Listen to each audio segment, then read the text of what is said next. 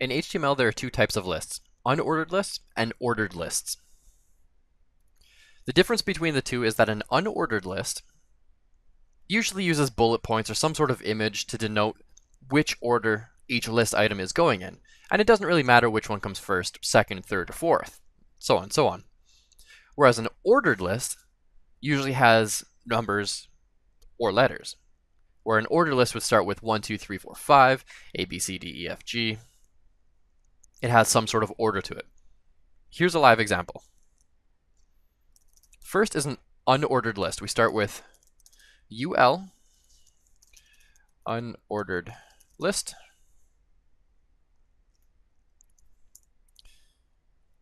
And to create a list item is just that, list item. And to create another list item, all we do is create one more. And we can keep doing this forever.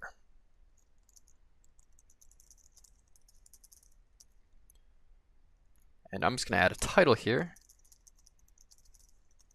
And let's take a look at what we've written.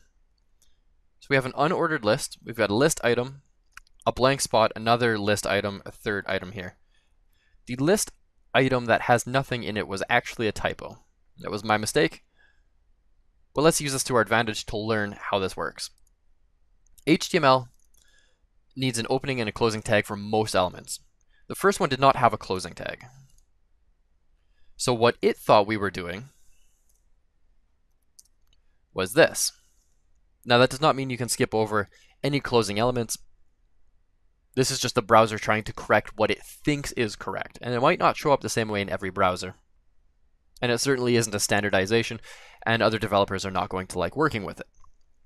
So you always create that closing tag. And we'll just remove that. And that's our unordered list, where the bullets are the unordered part. It doesn't matter which one comes first, it's simply a list. Alternatively, we have ordered lists.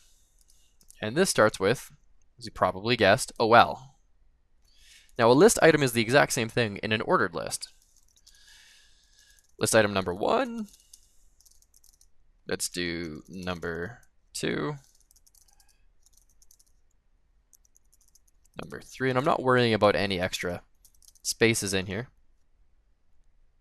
And to preview this, for an ordered list, we have 1, 2, 3. It comes in order 1, 2, and 3.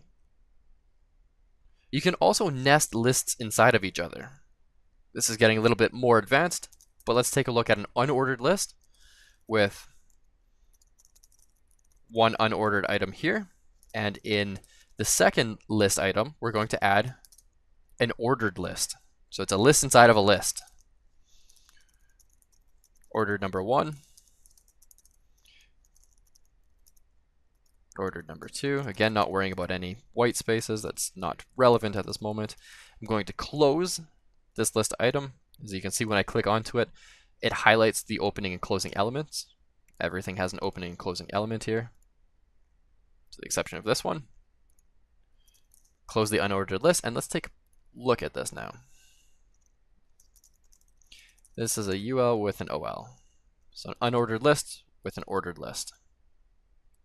So as you can see here, we have first item is unordered, the second item is unordered, but it's also a list. We can add another one in here. Third UL item.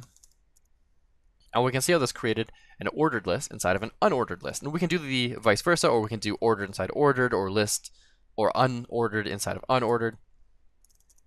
Let's do one more quick example. But let's do an ordered list inside of an ordered list.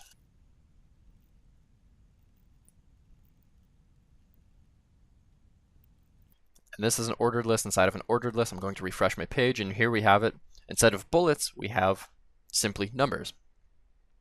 Then we've got numbers inside of number 2 as well.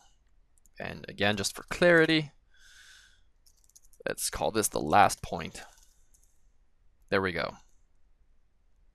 So your task for this video is to first create an unordered list with at least 3 items. Then create an ordered list with at least 3 items. Then save and open that document in your browser, whatever browser you like, and verify that your lists have showed up properly. So your list should have bullet points and numbers for your unordered and ordered lists respectively.